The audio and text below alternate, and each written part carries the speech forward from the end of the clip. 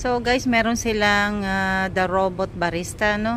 Ihuhulugan mo lang ng pera. Kaso dollar siya nakalagay. Tatry ko lang kung pwede ang dirham.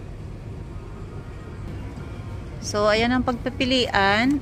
$550 cat favorite hazelnut, $350.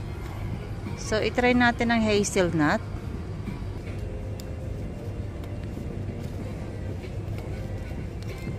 Parang hindi siya tatanggap ng dirham, guys.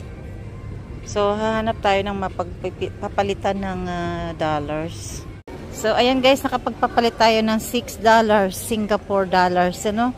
Itatry natin, babalikan natin si Robo Machine ng coffee.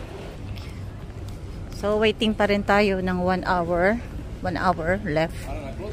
Para sa para magbukas yung gate para sa flight natin papunta ng Dubai.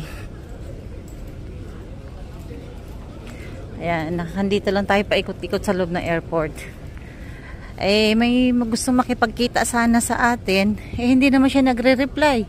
Tapos nakita ko doon sa post niya, parang day off yata ngayong araw. No? Gumala, nasa labas. Kasi nandito yun, naka-duty sa airport, si Sis Feby Salusin. So, ayan, marami nang naghihintay para mag-open ang gate.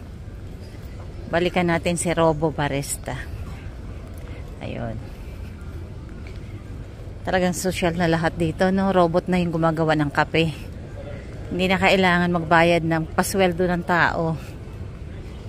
So, step 1. Tap the screen on the right. Okay. Tap the screen on the right. Tapos, hazelnut, $350. So, step 2. Choose the drink you want to choice. Okay, I want this one. Okay, hot.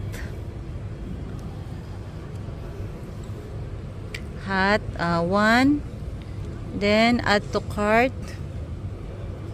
Okay. View checkout.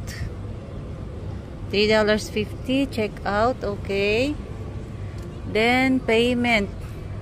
Contactless card. Cash. Changi Pay. So, unfortunately guys, hindi tayo makakainom ng kape. Kasi kailangan ng pera ng Singapore na credit card or ATM card. So, hindi tayo makakainom ng kape. Hindi natin matatry. Wala tayong Singaporean eh. Nagpapalit na ako ng cash. Hindi rin pala pwedeng cash.